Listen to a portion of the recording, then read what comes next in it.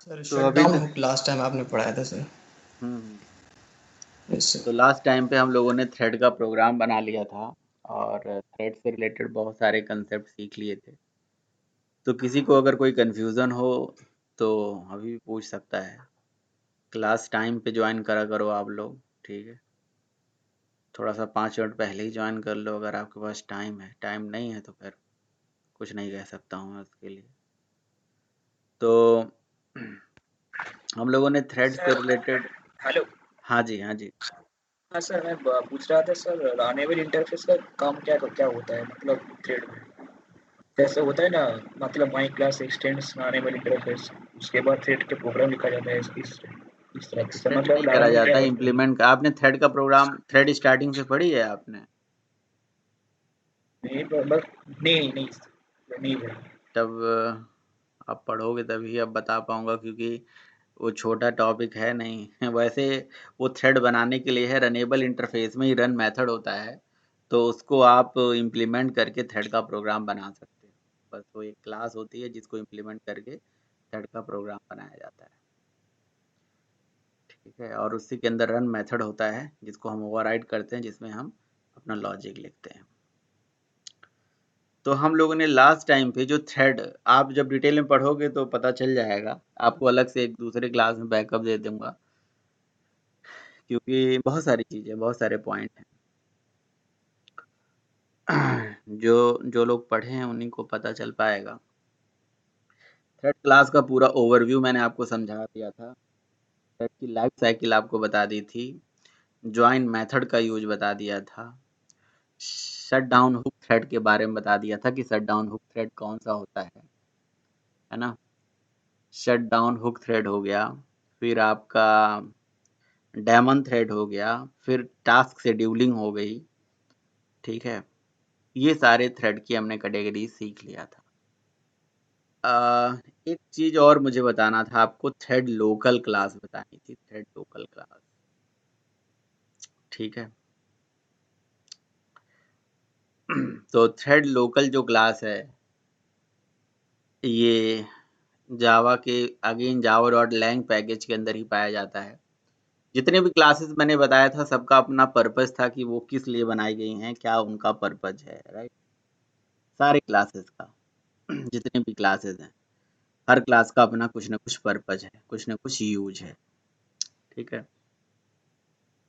तो जो thread local class है, इस क्लास का क्या यूज है जरा पहले हम ये देख लेते हैं, फिर अगला टॉपिक हम डिस्कस करेंगे।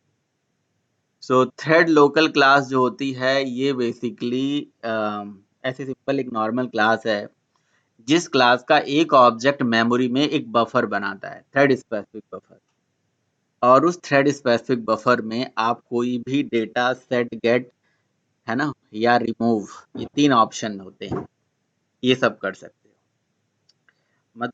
मतलब कहने का ये है कि अगर आपने कोई थ्रेड बनाई है और आपके ही थ्रेड में अचानक आपको ऐसी ज़रूरत पड़ जाए कि नहीं जी, आपको अपने थ्रेड में थ्रेड के अंदर कुछ थ्रेड स्पेसिफिक कुछ काम करवाना है ना, कुछ ऑपरेशन करवाना है, ठीक है। तो थ्रेड स्पेसिफिक कुछ भी ऑपरेशन करने के लिए, कुछ भी काम करने के लिए, ये जैसे मान लो कि मेरे पास कोई डेटा है, उसको संभाल के मैं रखना चाहता हूँ, थ्रेड स्पेसिफिक डेटा।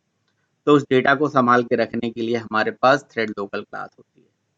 तो थ्रेड लोकल जो क्लास होती है वो मेमोरी में एक बफर बना के आपको दे देता है। ऑब्जेक्ट बनेगा तो बफर बन ही जाएगा, जिसमें आप कोई भी डेटा सेट, गेट या रिमूव कर सकते हो, क्योंकि इसके 3 मेथड हैं। इसका एक मेथड है सेट मेथड, एक है गेट और एक है रिमूव, ठीक है।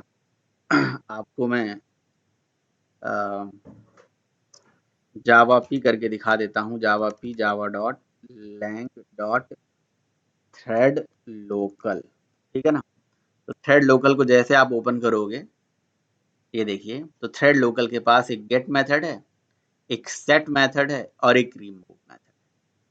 तो इसके पास 3 अलग अलग मेथड है। सेट मेथड में ऑब्जेक्ट टाइप का पैरामीटर जाता है, तो कोई भी ऑब्जेक्ट स्पेसिफिक डेटा, टी लिखा हुआ है ना, ये जेनरिक टाइप स्पेसिफाई करा गया है। तो कोई भी डेटा इसके अंदर आप सेट करिए, इससे कोई भी डेटा यहाँ से रिमूव कर लीजिए, कोई भी डेटा आप गेट कर लीजिए। तो किसी भी टाइप का डेटा सेट, गेट या रिमूव यहाँ पे कर सकते हैं, राइट।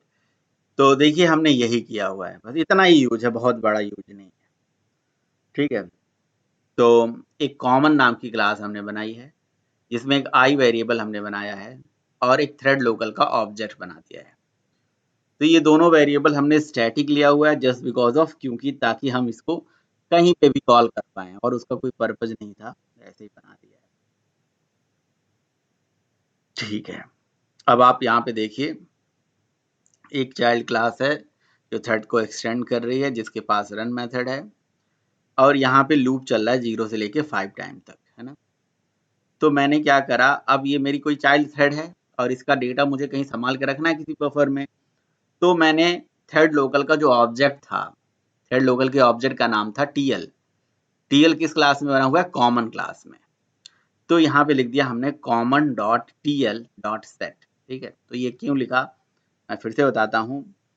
कॉमन तो क्लास का नाम है और टीएल उसका एक स्टैटिक वेरिएबल हो गया, इसलिए क्लास के नेम से कॉल हो गया। और सेट जो है ये थ्रेड लोकल का ऑब्जेक्ट है जिसमें हमने ये लूप का जो डेटा है 0 से लेके 5 तक का डेटा है, इसको सेट करके रख लिया। तो मैंने यहाँ पे ग्लोबली बना के रखा, फिर यहाँ मैं सेट कर रहा हूँ, तो कोई ज़रूरी नहीं था, आप इसी लूप के अंदर ही थ्रेड लोकल का ऑब्जेक्ट बना सकते थे।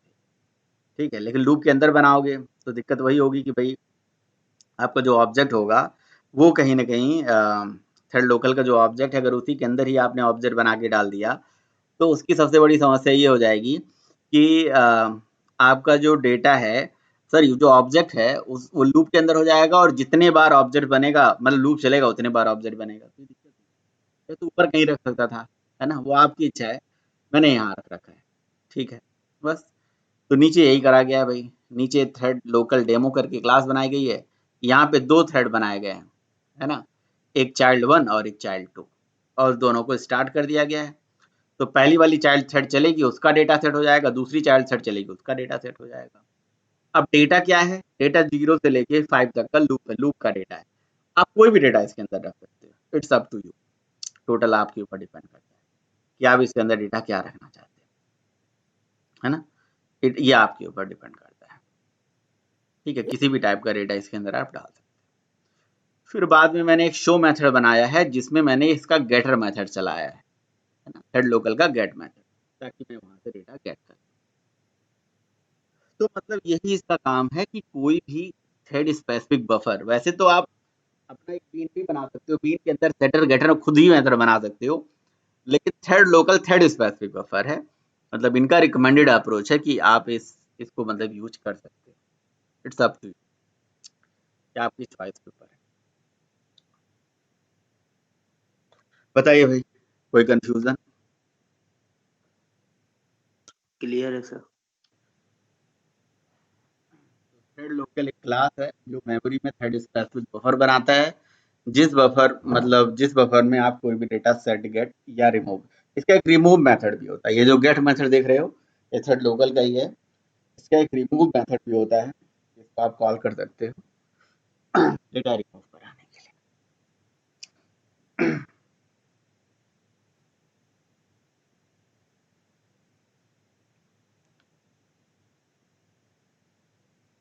Hello sir. हाँ जी, सर जैसे हम लोग यहाँ पे 5 तक का डाटा इसमें कर रहे हैं, तो क्या हम लोग इसमें एरे के फॉर्म में डाटा गेट कर सकते हैं, जैसे एल डॉट गेट, एंड उसमें हम लोग जिस पोजीशन का डाटा चाहिए उस पोजीशन का। एल डॉट गेट मेथड में इंडेक्स मांगता है क्या? एल डॉट गेट मेथड जो है ओवरलोडेड मेथड है क्या? गेट मेथड ओवरलोडेड नहीं है ना, वो एक मतलब ऑब्जेक्ट ही रिटर्न करता है सीधे, है ना।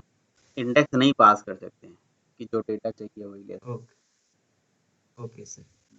अगर इंडेक्स होता तो फिर देखा जाता भाई, इंडेक्स नहीं पास हो सकता है ना। तो ये इतना था थ्रेड लोकल, इसमें ज़्यादा कहानी नहीं है। इसका रिमूव मेथड मैंने नहीं कॉल करा है, आप रिमूव ही कॉल कर सकते हैं। तो मैं इसको चला के कंपाइल और रन करके दिखा देता हूँ। अब ये सब प्रोग्राम मतलब क्लासेस ही मुझे पढ़ाने थे, अब प्रोग्राम वही बार बार रिपीट हो रहा है, इसीलिए मैंने इन सारे प्रोग्राम्स को, है ना, आपको जस्ट दिखा दिया है ना। तो एक मिनट, VMD लिख के मैंने एंटर मारा, javac thread local test dot Java, ये कंपाइल हो गया और ये रन हो गया।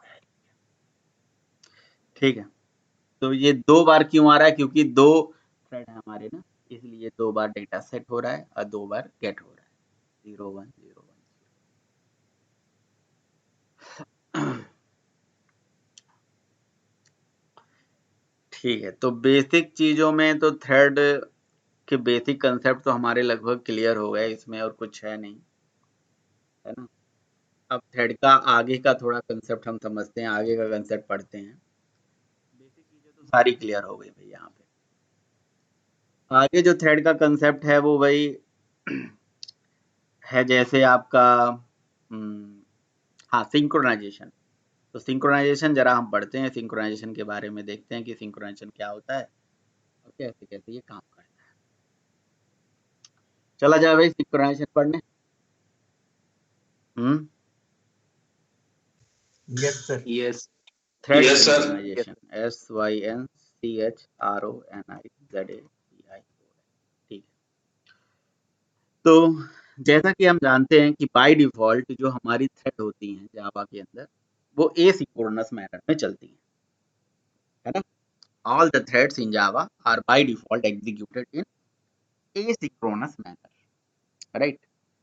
जावा में जितनी भी थ्रेड होती हैं वो बाय डिफॉल्ट किस मैनर में चलती हैं, एसिंक्रोनस मैनर में चलती हैं। एसिंक्रोनस का मतलब रैंडम जिगजैग चलती हैं, है ना। तो in Java by default all the threads are executed in asynchronous manner. ठीक है, मतलब कोई भी थ्रेड कभी भी चल जाती है, लेकिन सम टाइम ऐसी हमें जरूरत पड़ती है कि हम थ्रेड पे एक एग्जैक्ट कंट्रोलिंग करना चाहते हैं। हम चाहते नहीं भाई यही थ्रेड पहले चले या ये थ्रेड बाद में चले, इस तरह का हम कुछ चाहते हैं ना। या हम ऐसा चाहते हैं कि भाई अगर मान लो कि हमारे पास एक कोई कॉमन रिसोर्स है और 2 थ्रेड उसे शेयर कर रहे हैं। अब एक बंदा अगर उस पर्टिकुलर रिसोर्स को एक्सेस कर रहा है तो बीच में दूसरा इंटरफेयर ना करे, ऐसा हम चाहते हैं, है ना। तो मतलब थ्रेड इंटरफेरेंस जिसको हम बोलते हैं कि एक थ्रेड जब काम कर रही है तो बीच में दूसरा थ्रेड इंटरफेयर ना करे, ऐसा हम चाहते हैं। हम थ्रेड इंटरफेरेंस को अवॉइड करना चाहते हैं। तो क्योंकि बाय डिफॉल्ट जो होती है थ्रेड, बाय डिफॉल्ट जो थ्रेड होती है उसका जो मतलब नेचर होता है वो एसिंक्रोनस होता है, वो तो कभी भी कोई भी चली जाएगी। अगर एक थ्रेड ने अपना काम कंप्लीट भी नहीं करा है तो बीच में दूसरी थ्रेड उसे इंटरफेयर कर देगी। लेकिन सब टाइम हमें ऐसी जरूरत पड़ती है कि थ्रेड इंटरफेरेंस को हम रोकें। अगर हमारा कोई रिसोर्स है, एक थ्रेड शेयर कर रही है, एक्सेस कर रही है, तो बीच में हम चाहेंगे दूसरी थ्रेड उसे एक्सेस ना करे, बीच में उसे दूसरी थ्रेड शेयर ना करे, ऐसा हम चाहेंगे। तो भाई ऐसा करने के लिए आपको थ्रेड का सिंक्रोनाइजेशन टॉपिक पढ़ना पड़ेगा। ठीक है, तो सिंक्रोनाइजेशन एक ऐसा कंसेप्ट है जो हमें ये फैसिलिटी प्रोवाइड करता है कि थ्रेड को हम सीक्वेंशियल मैनर में कैसे चलाएं। देखिए कौन सी थ्रेड कब चलेगी ये तो गारंटी अभी भी हमारे पास नहीं होगा, सिंक्रोनाइजेशन में भी गारंटी नहीं होगा कि यही थ्रेड पहले चलेगी। हाँ, अगर आपको ऐसा कुछ करना है कि भाई नहीं ये थ्रेड पहले चले फिर ये बाद में चले, तो थ्रेड सिंक्रोनाइजेशन में ही एक कंसेप्ट आता है जिसको हम इंटर थ्रेड कम्युनिकेशन बोलते हैं, उसके थ्रू ये चीज हो पाएगी। लेकिन एक्चुअली वो अब ऐसा नहीं है कि हम थ्रेड शेड्यूलर को स्टॉप करा के ऐसा कुछ काम करने वाले हैं, नहीं। थ्रेड शेड्यूलर तो वही होगा जो थ्रेड को जैसे शेड्यूल करता था। बट हाँ, अगर शेड्यूलर ने किसी हम हम जो चाहते थे थ्रेड को जिसको उसने उसको नहीं शेड्यूल किया उसकी जगह पे दूसरे को कर दिया, तो हम उसको थोड़ी देर के लिए पॉज करा सकते हैं और दूसरे को मौका दिला सकते हैं, ऐसा करेंगे। तो ये सारा चीज थ्रेड सिंक्रोनाइजेशन में हम सीखेंगे। तो व्हाट इज द सिंक्रोनाइजेशन? तो सिंक्रोनाइजेशन का जो हिंदी मीनिंग होता है वो होता है तालमेल, बिल्कुल, है ना। सिंक्रोनाइजेशन जो है ये बहुत जरूरी है, रियल वर्ल्ड में भी जरूरी है और थ्रेड में तो खैर जरूरी ही जरूरी है। तो अब यहाँ पे क्वेश्चन आता है कि सर सिंक्रोनाइजेशन जो कंसेप्ट है वो यहाँ पे मतलब इस पर्टिकुलर जगह पे मतलब क्यों जरूरी है और क्यों हम इसे पढ़ रहे हैं? इसलिए पढ़ रहे हैं क्योंकि भाई हमारे पास मान लीजिए कि 3-4 थ्रेड हैं और कोई कभी भी चल जा रही है, और एक थ्रेड है उसने अपना काम कंप्लीट भी नहीं करा है, बीच में दूसरी थ्रेड आ जाती है। तो इन सारी चीज़ों को रोकने के लिए, थ्रेड इंटरफेरेंस को रोकने के लिए, ठीक है, उसको अवॉइड करने के लिए, ठीक है, तो इसलिए सिंक्रोनाइजेशन चाहिए ही चाहिए। सिंक्रोनाइजेशन देखो अभी किस लिए जरूर, अभी जैसे एक सिंक्रोनाइजेशन का सबसे बढ़िया एग्जांपल है, जैसे मेरी स्क्रीन आपको दिख रही है और मैं इधर से बोल भी रहा हूँ, तो अगर एक तरफ मेरी स्क्रीन आपको दिख रही है, एक तरफ मैं आपको बोल भी रहा हूँ, तो कहीं न कहीं जो मैं यहाँ पे टाइप करता हूँ और फिर मैं बोल आगे जाता हूँ, तो आप बोलते हो कि सर थोड़ा आवाज़ बहुत लेट आ रहा है ना? तो यानी कि हमारे स्क्रीन और हमारे वॉइस में वो सिंक्रोनाइजेशन नहीं है। क्यों नहीं होता है, तो आप देखो कितना बुरा लगता है। मैं कोई चीज़ आपको पढ़ा रहा हूँ, कुछ यहाँ पे लिख रहा हूँ, और मैं लिख रहा हूँ और मेरा लिख के निकल गया मैं, और आवाज़ आया थोड़ी देर के बाद, तो वहाँ पे सिंक्रोनाइजेशन नहीं हुआ, तो वो बेकार हो जाता है। तो तालमेल होना बहुत ज़रूरी है। तालमेल लाइफ में भी ज़रूरी है, हमारे रियल वर्ल्ड में भी ज़रूरी है, कोडिंग में भी ज़रूरी है, हर जगह ज़रूरी है कि नहीं? अगर तालमेल नहीं है तो फिर कुछ भी नहीं, ठीक है?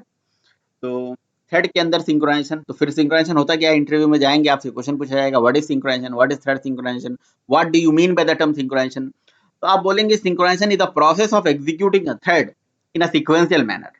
सिंक्रोनाइजेशन का मतलब ये होता है सीक्वेंशियल, एक एक करके, वन बाय वन, ठीक है ना? और बाय डिफॉल्ट आप ऐसा बोल सकते हैं कि सिंक्रोनाइजेशन एक ऐसा प्रोसेस होता है जिसमें हम ये सीखते हैं कि थ्रेड को कैसे सीक्वेंशियल मैनर में चलाया जाए। वैसे बाय डिफॉल्ट जो थ्रेड होता है वो एसीक्वेंशियल मैनर में चलता है, रैंडम चलता है, जिग जैग चलता है। कोई थ्रेड कभी भी चल जाता है, थ्रेड का कोई सीक्वेंस नहीं होता।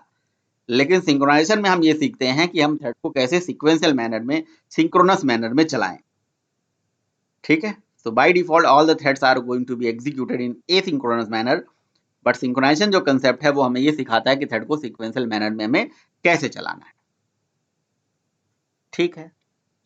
तो सिंक्रोनाइजेशन का जो कंसेप्ट होता है, ये कहते हैं कि बेसिकली दो तरह से मतलब अचीव होता है। एक होता है इंटर थ्रेड कम्युनिकेशन और एक होता है कोऑपरेशन, मतलब दो तरह से, दो वे में हम सिंक्रोनाइजेशन अचीव करते हैं, एक इंटर थ्रेड कम्युनिकेशन के थ्रू और एक कोऑपरेशन के थ्रू, ठीक है? तो कोड में सिंक्रोनाइजेशन करने के लिए ना मैं आपको एक बढ़िया सा मैं एक एग्जांपल आपको बताता हूँ, समझाता हूँ, उसके माध्यम से मैं बल्कि आपको कोड करके दिखाता हूँ कि यहाँ पे सिंक्रोनाइजेशन की हमें जरूरत पड़ती है, वाई सिंक्रोनाइजेशन कंसेप्ट, ठीक है? और ये इंटर थ्रेड कम्युनिकेशन, जिसको हम आईटीसी भी बोल सकते हैं शॉर्ट फॉर्म में, ये भी एक सिंक्रोनाइजेशन को अचीव करने के लिए होता है। और एक होता है हमारा कोऑपरेशन, या आप इसको बोल सकते हो कोऑपरेशन बोलो, कोऑपरेशन बोलिए, या और क्या बोल सकते हैं भाई, inter thread communication and cooperation. और एक होता है mutual exclusion, yes, mutual exclusion,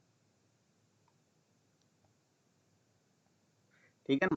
इसके बारे में भी मैंने कहीं पे लिख के रखा तो होगा, यहाँ पे लिखा है, ये देखिए, ओवरव्यू ऑफ थ्रेड सिंक्रोनाइजेशन, यहाँ पे कहीं लिखा हुआ है। टाइप्स हैं।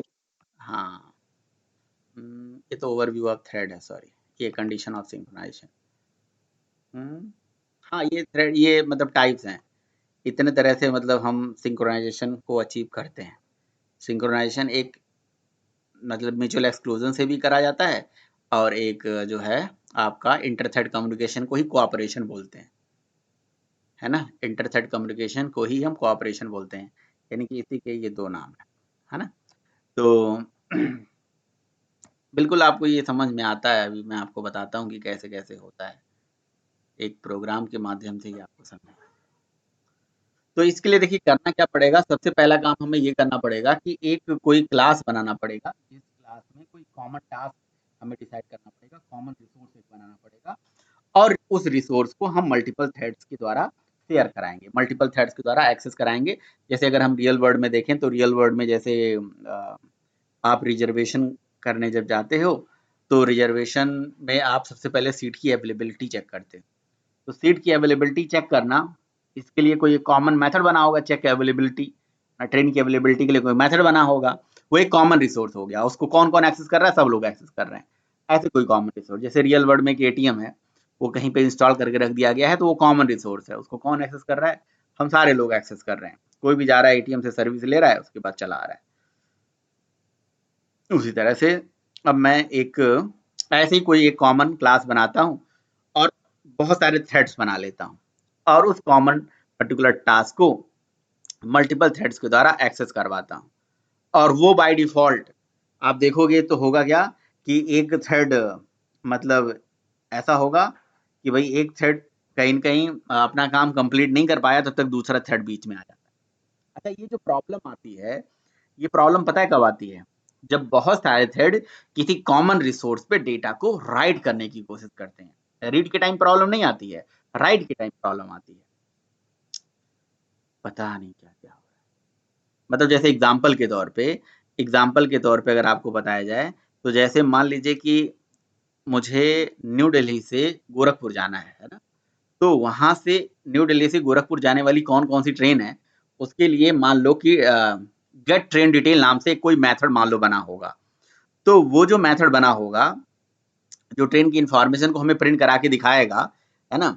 तो वो एक साथ हम बहुत सारे लोग ये चीज़ देख सकते हैं, है ना? माई डेमो ऐसे करके लिख देता हूँ। जैसे मान लो कि मुझे ये देखना है कि भाई दिल्ली से गोरखपुर जाने के लिए कौन-कौन सी ट्रेन है। तो ये चीज़ तो देखना ही तो है, मतलब रीड ही तो करना है डेटा। कहीं पे रखा हुआ है, डेटा रीड करना है, तो ये चीज़ तो कई सारे लोग, कई सारे मतलब यूज़र एक साथ देख सकते हैं। 40 यूज़र, 400 यूज़र, 4 करोड़ यूज़र देख सकते हैं और कोई प्रॉब्लम नहीं आएगी, अगर एक साथ बहुत सारे लोग उसको देखेंगे तो, है ना? प्रॉब्लम कब आएगी? जब रिजर्वेशन मान लो कि अब उसी पर्टिकुलर सीट को, यहाँ से वहाँ तक जाने वाली सीट को बहुत सारे लोग एक साथ, है ना, बुक करने वाले हैं।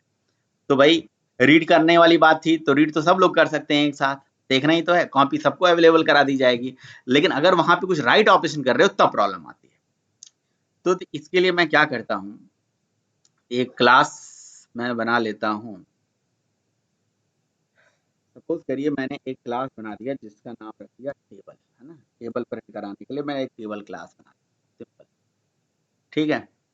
और इसके अंदर एक मेथड बना देता हूँ wide, public wide print table, ठीक है? तो मैंने एक मेथड बनाया प्रिंट टेबल नाम से, जिस पर्टिकुलर मेथड में कोई भी बंदा अपना नंबर देगा और उसको उसके हिसाब से टेबल प्रिंट करा के यहाँ पे दिखाना है। तो हमने यहाँ पे लूप चला दिया, i इक्वल टू 1 से लेके i is less than equal to 10 और यहाँ पे लिख दिया i प्लस प्लस। ये हमारा फॉर लूप हो गया। और system dot out dot println में यहाँ पे i मल्टीप्लाई बाई x लिख देता, ठीक है? सर सिंपल सा आगे मैंने, छूट गया इनका। क्या कह रहे हो, ठीक है? तो हमने एक क्लास बनाई और इस क्लास में कोई प्रिंट टेबल का एक कोई कॉमन रिसोर्स बनाया। ये प्रिंट टेबल, आज तो ये प्रिंट टेबल है, कल को ये रिजर्वेशन बुकिंग करने के लिए, ट्रेन टिकट बुक करने के लिए भी मैटर हो सकता है। इसमें मैंने पैरामीटर इसलिए लिया क्योंकि मैं ये चाहता हूँ कि बहुत सारे थ्रेड यहाँ पे अपना डेटा भेजें, राइट कराएं, क्योंकि राइट में ही प्रॉब्लम आती है। तो कई बार देखो इंटरव्यू में क्वेश्चन पूछ लिया जाता है, आपसे पूछा जाएगा व्हाट इज द सिंक्रोनाइजेशन, तो आप सब कुछ बताओगे, कंसेप्ट भी समझा दोगे। पूछेगा why we need the synchronization, तो आपको समझाना पड़ेगा, देखिए सर सिंक्रोनाइजेशन इसलिए होता है क्योंकि देखिए जैसे मान लीजिए क्लास है, उसमें एक ऐसे मेथड है, अब इस मेथड को बहुत सारे थ्रेड मान लीजिए एक्सेस कर रहे हैं, तो एक थ्रेड उसने उसको कॉल किया, वो उसको एक्सेस कर रहा है। एक्सेस का मतलब क्या है, वहां पे डेटा रीड कर रहा है या राइट कर रहा है, ये आपको एक्सप्लेन करना पड़ेगा। मान लो बहुत सारे थ्रेड उस पर्टिकुलर मेथड से डेटा रीड कर रहे हैं, अब पहले वाले ने आधा रीड करा है और उसने पूरा नहीं रीड कर पाया, बीच में दूसरा थ्रेड आएगा, इंटरफेयर कर देगा, तो ठीक है, डेटा रीड अगर थोड़ा कम भी होता है तो कोई दिक्कत नहीं है। लेकिन जैसे मान लो कि मुझे अपने अकाउंट में देखना है कि कितना पैसा है, और मान लो फॉर एग्जांपल मैं गलत देख लेता हूँ कि मेरे पास गलत मतलब पूरा नहीं आ पाया इन्फॉर्मेशन, मान लो मेरे पास आना था 2000 या मतलब आना था कि कितना अमाउंट अकाउंट में मेरे पैसा है और आया ही नहीं, है ना? मान लो किसी भी रीजन से वो हमने देख ही नहीं पाया, तो कल ठीक है, कोई दिक्कत नहीं है, नहीं देख पाया। लेकिन अगर मैंने अपने अकाउंट में 10,000 रुपये या 20,000 रुपये डाल रहा था और वो मैंने पैसा डाल भी दिया, पैसा कट भी गया, या मैं जहाँ से डाल रहा था मशीन ने उसे एक्सेप्ट भी कर ली और मेरा अपडेट नहीं हुआ, तो दिक्कत है।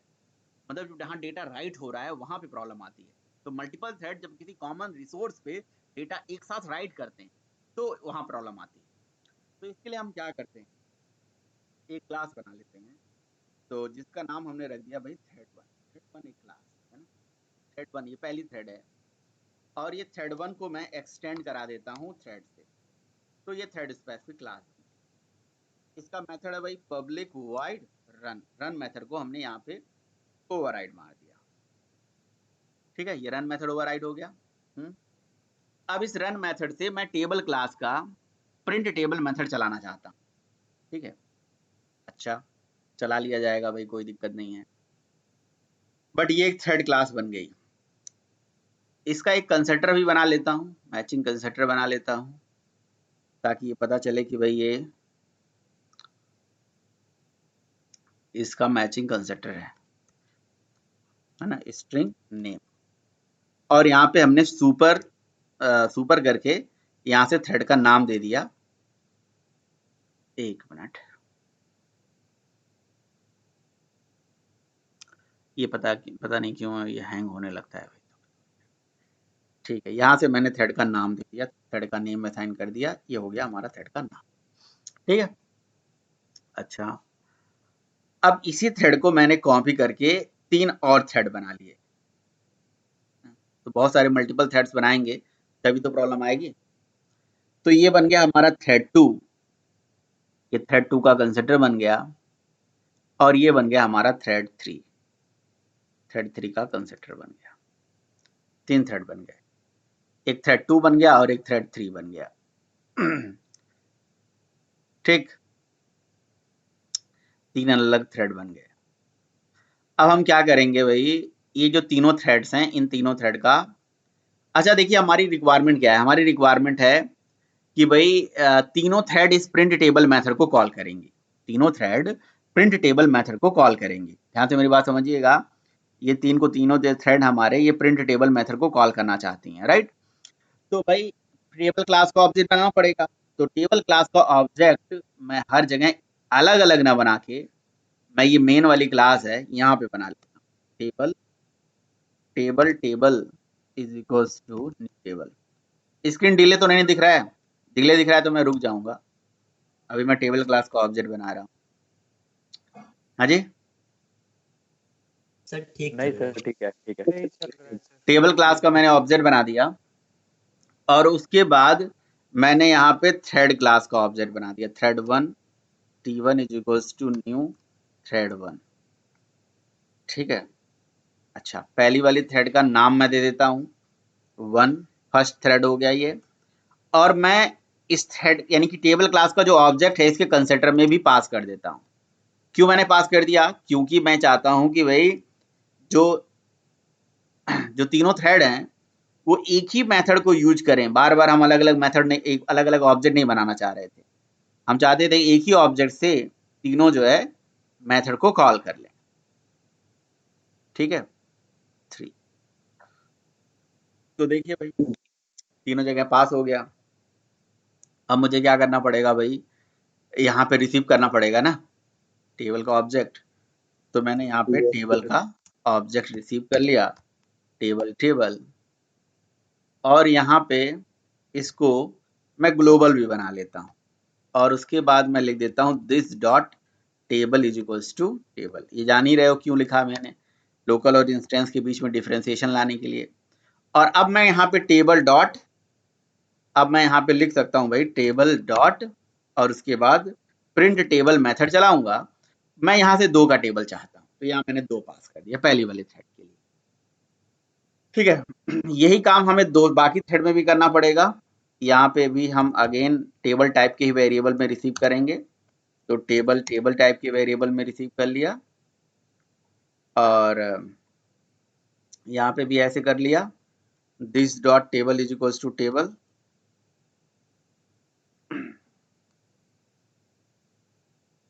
ठीक है, और उसके बाद मैंने यहाँ पे टेबल डॉट यहाँ से रन मेथड चलाया, टेबल डॉट रन। और यहाँ पे मैं सॉरी ये क्या चलने लगा, टेबल क्लास के पास रन मेथड नहीं है, सॉरी प्रिंट टेबल मेथड है, very sorry, print table method है टेबल डॉट प्रिंट टेबल। और यहाँ पे मैं 3 का टेबल चाहता हूँ। भाई यही काम मुझे तीसरे वाली थ्रेड में भी करना पड़ेगा। तो टेबल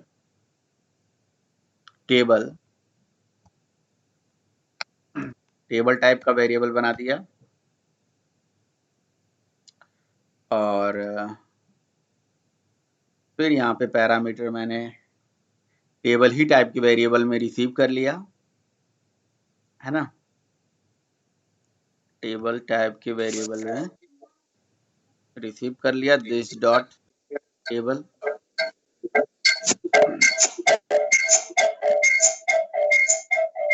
भाई म्यूट कर दो ये जो आया है अभी नया, भाई, है ना, ये 5 का टेबल हम चाहते हैं, 5 का टेबल। तो इस तरह से हमने तीनों क्लासेस में टेबल प्रिंट करा दिए, जब टेबल पास करा दिए, उसके बाद t1 डॉट स्टार्ट हमने कर दिया। भाई हमने पहली वाली थ्रेड स्टार्ट कर दी, फिर t2 डॉट हमने स्टार्ट कर दिया, दूसरी थ्रेड स्टार्ट हो गई, फिर मैंने t3 डॉट स्टार्ट कर दिया, तीनों थ्रेड हमने स्टार्ट कर दिया, राइट। तो 3 अलग अलग थ्रेड से हमने सबको स्टार्ट कर दिया। तो अब मैं क्या चाहता हूँ कि जो टेबल प्रिंट होके आए वो थोड़ा सा मतलब डिले होके प्रिंट होके आए, ठीक है। तो प्रिंट होने के जस्ट बाद एक स्लिप चाहता हूँ मैं थोड़ी देर के लिए। सो और असली इंटरफेरेंस तभी तो आएगा ना जब स्लिप हो जाएगा, बीच में दूसरा आ जाएगा, है ना। मैं 1 सेकंड के लिए स्लिप करा देता हूँ, या 5000 नैनो सेकंड के लिए कराता हूँ, आधा सेकंड के लिए, है ना। तो बस आधा सेकंड के लिए इसको स्लिप करा देता हूँ। ये कह रहा है कि भैया ट्राई कैच में लिखना पड़ेगा, तो ये से ट्राई कैच के अंदर हमने लिख लिया, ठीक है। सर वो 5 सेकंड हो गया। 500 होगा सर, 500। 500 होगा, हाँ ठीक है, आधा सेकंड हमने कर दिया, सही है ना अभी। तो आधा सेकंड के लिए हमें कर दिया बस इसे। अब इसको रन कर देते हैं। ये देखिए पहली थ्रेड चली, वो 2 का टेबल प्रिंट कर रही थी, 2 बार आ गया, कुछ गड़बड़ तो नहीं है। i इंटू एक्स 3 बार रही थी, तो बड़ा ज़्यादा, बहुत ज़्यादा मतलब जल्दी जल्दी हो जा रहा है। 1 सेकंड तो कर ही देते हैं गायब, चलिए ठीक है। ये देखिए पहली वाली थ्रेड चली 3 बार, 2 आ गया, फिर 4 आ रहा है, फिर 6 आ रहा है, फिर 8 आ रहा है। ये क्या हो रहा है भाई, मतलब कोई भी थ्रेड कभी भी चल रही है। मतलब सर 2 सारे का मतलब थ्रेड ये है कि भाई कंबाइन एक साथ वो स्लिप हुई और इतने कम टाइम में हो गई, तो तीनों थ्रेड के लिए 2 आ गया है ना, फिर 4 आ गया, है ना। मतलब टेबल सही चल रहा है, सही से प्रिंट हो रहा है, नहीं ना। एक नो सर। सर एक 2 का थ्रेड ही टेबल प्रिंट हो रहा है तीनों के लिए। तीनों के लिए 2 बार टेबल प्रिंट हो रहा है, ये तो बड़ा दिक्कत है ना, समस्या वाली बात है।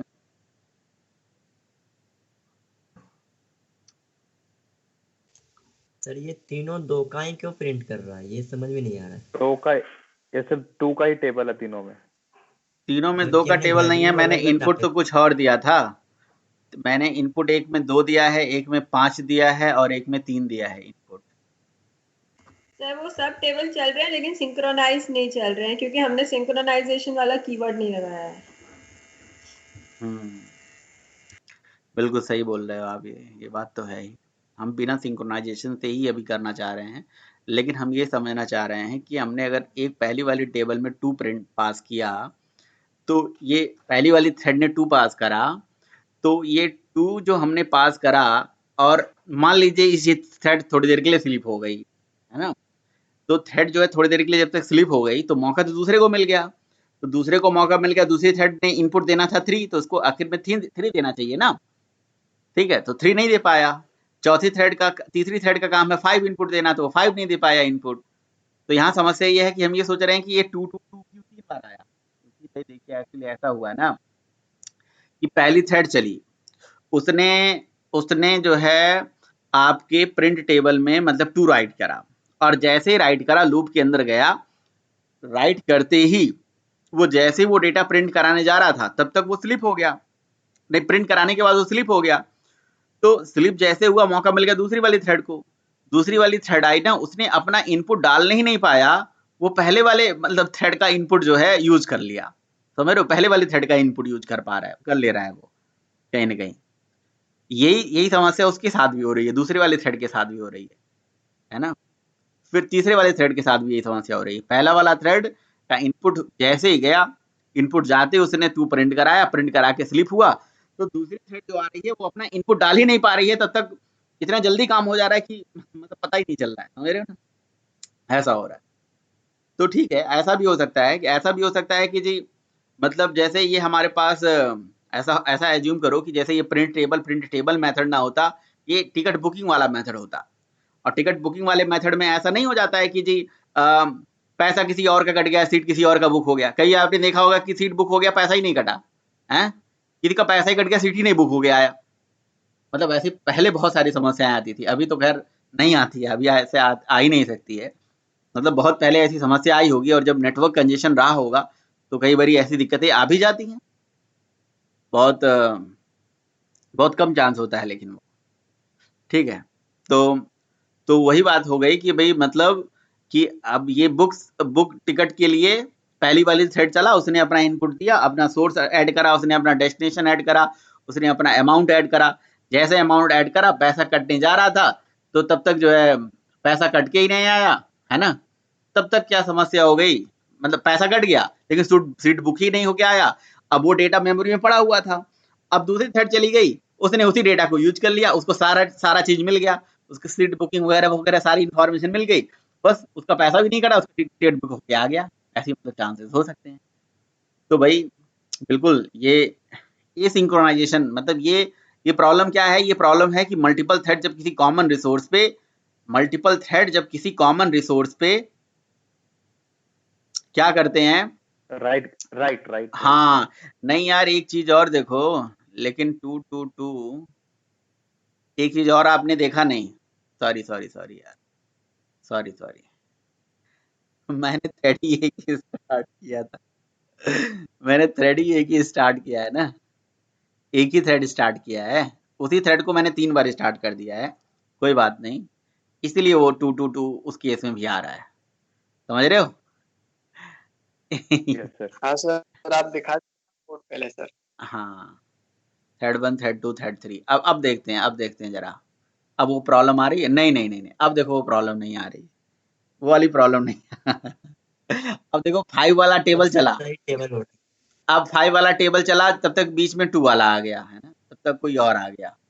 देखो 5 वाला चला, तब तक 2 वाला चल गया, बीच में 3 वाला चल गया, है ना, फिर 3 2 या 6 हो गया, फिर 4 वाला आ गया, है ना। तो अब सही चल रहा है, मतलब अभी भी सही इन द सेंस, अब पूरा क्लियर चल रहा है कि हाँ, मतलब इंटरफेरेंस अब ऐसे हो रहा है कि पहले 5 वाला, अब इनपुट भी प्रॉपर तरीके से जा रही है। मैं वो जो चांसेस बता रहा था ना, वो भी मतलब चांसेस होते हैं, ऐसा नहीं है कि वो चांसेस नहीं होते हैं। वो मैं एक केस मतलब, लेकिन वो जब बहुत सारा एक ही साथ चल रहा था तो मुझे थोड़ा शक हुआ उस पे, है ना। वो चांसेस होते हैं कि भाई पहले वाला थ्रेड का जो इनपुट है ना, वो पूरा कंप्लीट नहीं हुआ है, दूसरी थ्रेड उसी इनपुट को यूज कर रही है, ऐसा भी हो जाता है, समझ रहे हो ना। वो भी चांसेस हैं, बट वो बहुत कम चांस है। यहाँ तो हर बार चांस वो बन रहा था, तो फिर मुझे कुछ गड़बड़ लगा। तो वो गड़बड़ ये है कि अभी तो सही है ना, अभी ये 5 चला, फिर ये 10 चला, और फिर ये देखो 5 के बीच में ये 2 आ गया, मतलब 5 वाली टेबल चली, 2 वाली आ गई, फिर 3 वाली आ गई, तब तक 10 वाली, मतलब 5 2 या 10 आ गया, फिर 4, और फिर ऐसे, मतलब कोई भी थ्रेड कभी भी इंटरफेयर कर जा रही है, समझ रहे हो ना। अभी तो सही है ना। हाँ जी, यस सर। यस सर, अब ठीक है। अब सही है ना। तो Yes, sir. अब क्या है कि भाई इस पर्टिकुलर थ्रेड पे ये काम होने की वजह से, मतलब कहीं ना कहीं थ्रेड इंटरफेरेंस हो रहा है। अब इस थ्रेड इंटरफेरेंस को अवॉइड करने के लिए हमें करना है सिंक्रोनाइजेशन। तो सिंक्रोनाइजेशन प्रोसेस जो हम अचीव करते हैं, उसका पर्पस भी क्या होता है, उसका पर्पस होता है थ्रेड इंटरफेरेंस को रोकना, है ना, थ्रेड इंटरफेरेंस को अवॉइड करना। तो भैया इस चीज को अवॉइड करने के लिए सिंक्रोनाइजेशन कंसेप्ट हम अचीव करेंगे। और सिंक्रोनाइजेशन 2 तरह से होता है। अब इस पर्टिकुलर सिंक्रोनाइजेशन को हम कैसे कैसे अचीव कर सकते हैं, जैसे देखो, जैसे हमारे पास 3 थ्रेड है, ध्यान से मेरी बात समझिएगा। 3 थ्रेड हमारे पास है ना, 3 टोटल थ्रेड है हमारे पास। अब आप कैसे काम करवाना चाहते हो, आपकी इच्छा बताइए, आप कैसे काम करवाना चाहते हो। तीनों थ्रेड में कौन सी थ्रेड पहले चलानी है, ये गारंटी लेना चाहते हो। आप ये चाहते हो कि नहीं पहले T1 चले, फिर T2 चले, फिर T3 चले, ऐसा चाहते हो। तो भैया इसके लिए आपको कंसेप्ट पढ़ना पड़ेगा जिसको बोलते हैं inter thread communication, inter thread communication या कोऑपरेशन। आप ये चाहते हो नहीं थ्रेड तीनों में से कोई भी कभी भी चले, लेकिन जो चले कंप्लीट चले, है ना। तो that is called mutual exclusion. तो म्यूचुअल एक्सक्लूजन का मतलब ये हो गया कि हमारी एक म्यूचुअल अंडरस्टैंडिंग बन गई कि चलो ठीक है, जैसे अभी हमारी कॉल चलती है ना, हमारी कॉल चलती है, तो क्या है कि एक बंदा बोलता है, तो दूसरा चुप हो जाता है अपने आप, है ना। तो ये हमारे बीच में म्यूचुअल अंडरस्टैंडिंग हो गई, है ना। तो म्यूचुअल अंडरस्टैंडिंग हो गई कि ठीक है ये बोल रहा है तो ठीक है हमें चुप हो जाना चाहिए। जैसे मैं बोल रहा हूँ तो आप चुप है, चुप हो, नहीं तो एक साथ सब लोग बोल देते तो बहुत सारा एक साथ आवाज आएगा तो फिर वहां पे दिक्कत आ जाएगी, इंटरफेरेंस आ जाएगा। तो म्यूचुअल एक्सक्लूजन का मतलब ये हो गया कि एक थ्रेड, तीनों थ्रेड में से कोई कभी भी चलेगा, लेकिन जो चलेगा वो कंप्लीट चलेगा। समझ में आई बात? तो ऐसा हम चाहते थे, ये हमारा पर्पज है, ये हमारा रिक्वायरमेंट है। तो भैया ऐसा काम करने के लिए आपको क्या करना पड़ेगा, इस पर्टिकुलर काम को करने के लिए, यानी कि म्यूचुअल एक्सक्लूजन जो कंसेप्ट है इसके थ्रू जब मतलब थ्रेड पे सिंक्रोनाइजेशन आप करना चाहते हो, इसके लिए हमारे पास दो तरीके होते हैं, एक होता है सिंक्रोनाइज मेथड और एक होता है सिंक्रोनाइज ब्लॉक। तो ये दो तरीके होते हैं म्यूचुअल एक्सक्लूजन में भी सिंक्रोनाइजेशन को अचीव करने के लिए। तो हम जो पहला तरीका पढ़ने जा रहे हैं वो सिंक्रोनाइज मेथड, और सिंक्रोनाइज मेथड में हम इस मेथड के आगे सिंक्रोनाइज कीवर्ड लगा देंगे। ये कीवर्ड लगाने के बाद हमारा काम हो जाए, एक सिंगल कीवर्ड हम लगाएंगे और ये प्रोग्राम बिल्कुल मस्त तरीके से चलेगा। आप देखिए आप ध्यान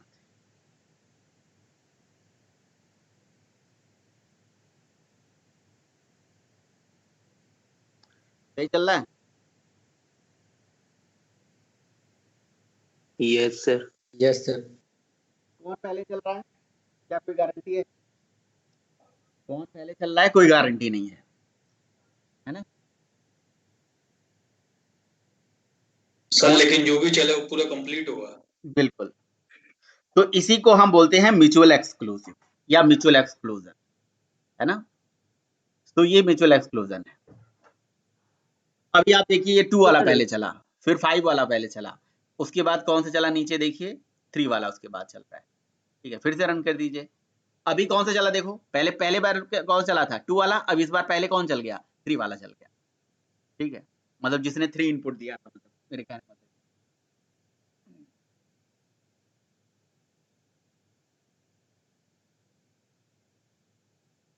ठीक है, यस सर।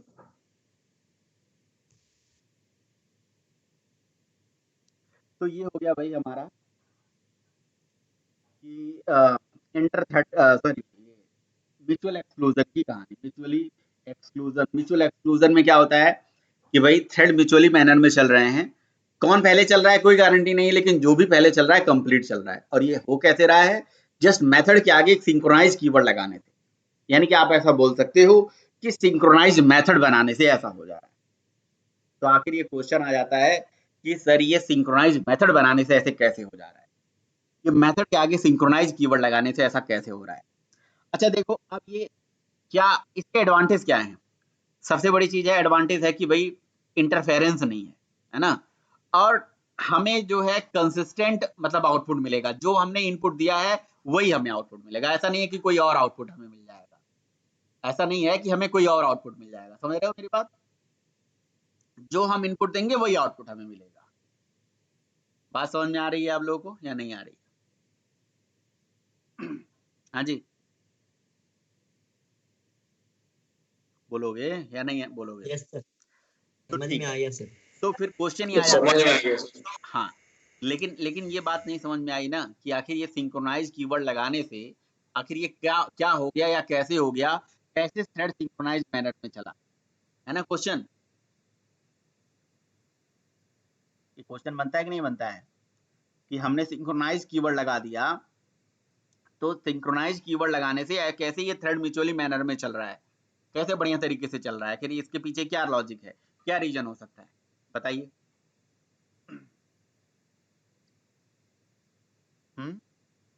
है ना क्वेश्चन।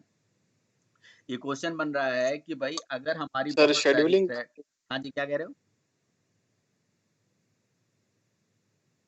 सर मैंने कहा शेड्यूलिंग हो गई होगी सर, उसके द्वारा सर वो जो है हर थ्रेड को जो है एक पर्टिकुलर मैनर में एग्जीक्यूशन का जो है वो मतलब प्रोसेस को क्रिएट किया गया होगा सर सिंक्रोनाइज की वजह से।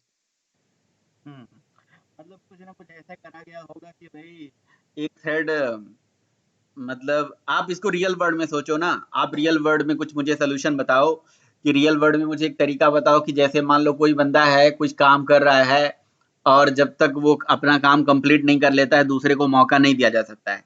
ऐसे कैसे कर सकते हो आप? रियल वर्ल्ड में इसको सोचो, इमेजिन करो।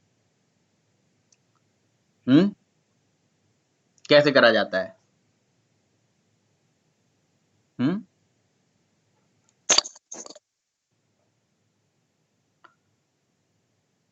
सर कुछ ऐसे गेम्स होते हैं जिनके अंदर मतलब इंडिविजुअल पर्सन को कोई टास्क असाइन किया जाता है, पहला बंदा टास्क कंप्लीट करेगा फिर दूसरे वाले को मौका मिलेगा, मतलब गेम्स में मैंने ऐसा देखा है अक्सर। मैं वो नहीं कह रहा हूँ, मैं ये कह रहा हूँ कि जैसे मान लो कि आ, रियल वर्ल्ड में हमारे पास एक एटीएम मशीन है।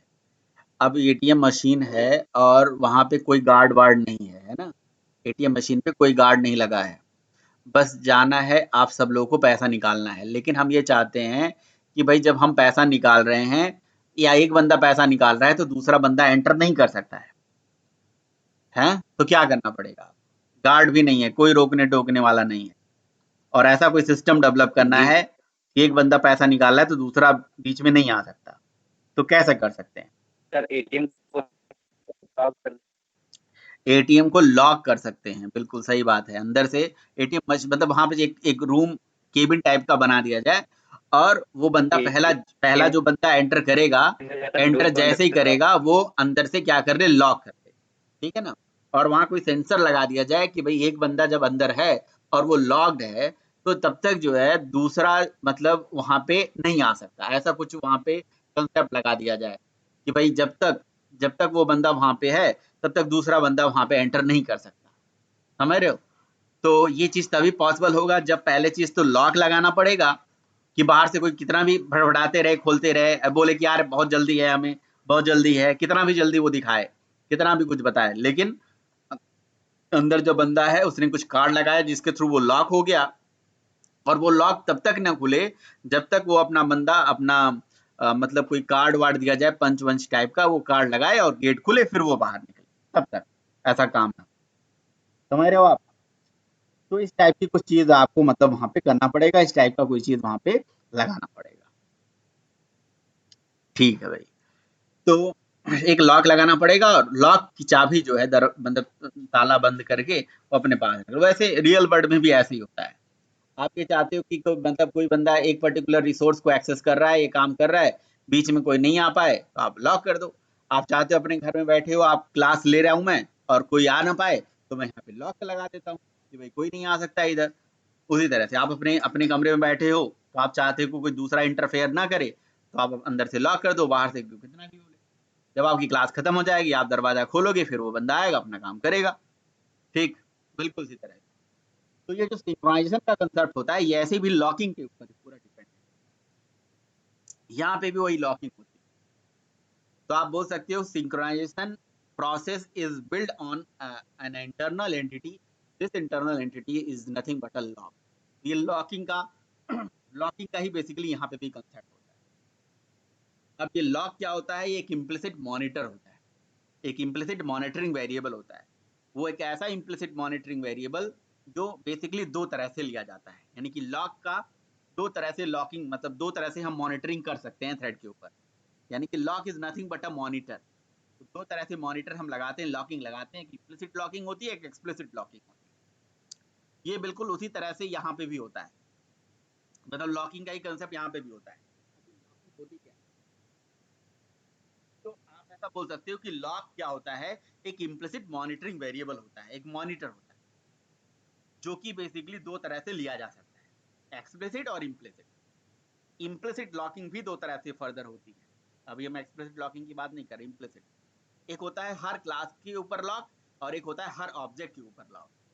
यानी कि लॉकिंग दो तरह से होती है, एक क्लास पे होती है और एक ऑब्जेक्ट पे होती है। आप ऐसा बोल सकते हो, ऑब्जेक्ट पे और क्लास पे दो तरह से लॉकिंग। तो और ये लॉकिंग का कंसेप्ट ऑब्जेक्ट पे कैसे होती है इसके बारे में, और क्लास पे कैसे होती है इसके बारे में थोड़ा जरा हम समझते हैं।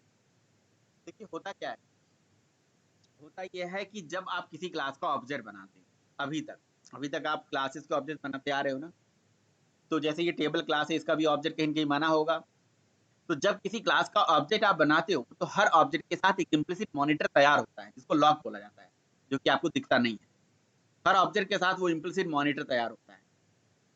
तो आप ऐसा बोल सकते हो कि जब भी कोई क्लास बनता है उसके साथ भी एक इम्प्लिसिट मॉनिटर तैयार होता है, और जब किसी क्लास को ऑब्जेक्ट बनाते हो तब भी उसके साथ एक इम्प्लिसिट मॉनिटर तैयार होता है, और वही जो मॉनिटर होता है दैट इज कॉल्ड लॉक।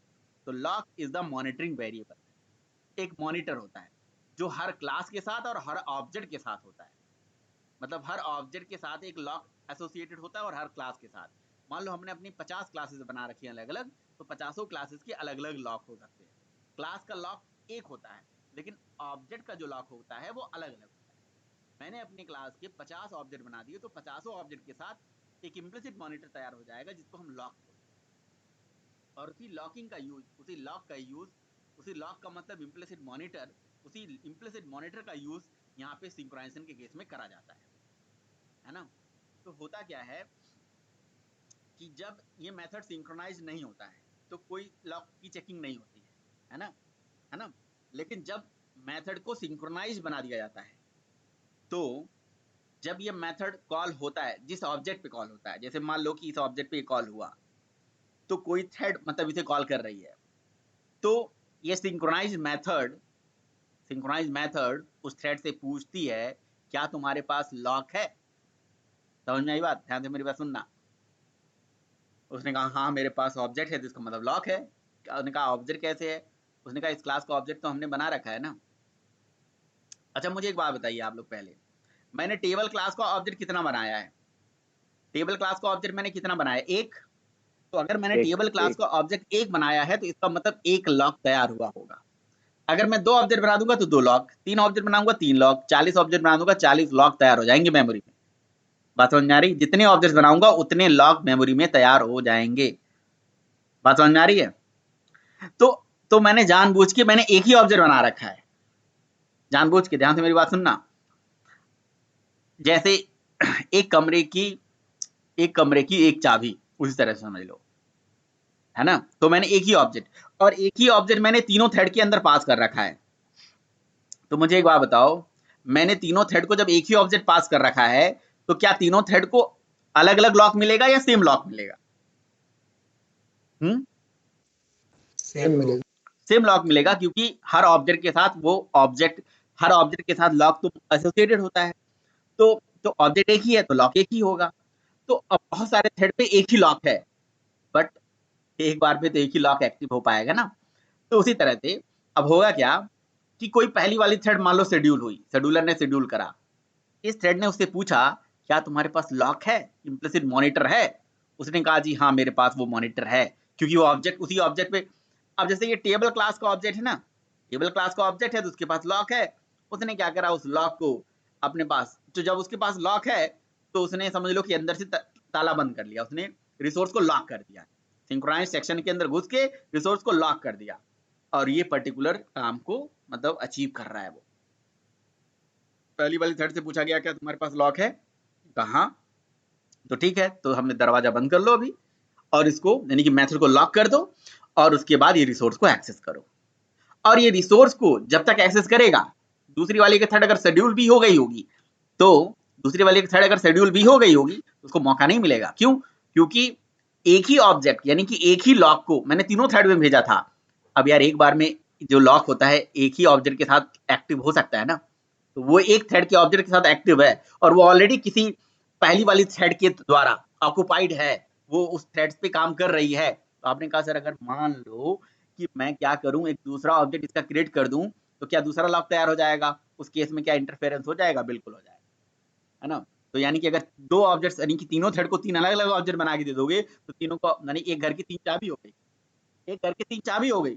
अब एक घर की जब 3 चाबी हो गई और कोई बंदा गया दरवाजा खोला अपना काम किया, तो अब अंदर से अगर लॉक भी है तो बाहर से फिर भी उसके पास भी चाबी है, वो भी दरवाजा खोल के अंदर घुस सकता है ना।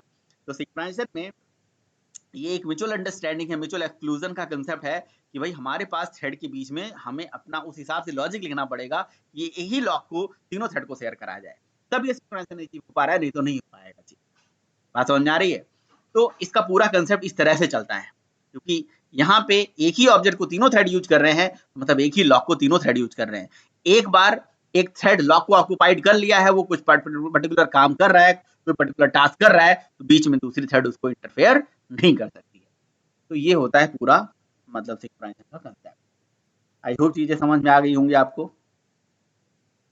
हाँ जी, यस सर। बस यही चीज होता है भाई, लॉकिंग का कंसेप्ट और लॉक। अब ये जो ये तो इम्प्लिसिट लॉकिंग होती है ना। लॉकिंग का और भी कंसेप्ट मैं आपको आगे समझाऊंगा, एक्सप्लिसिट लॉकिंग बताऊंगा, और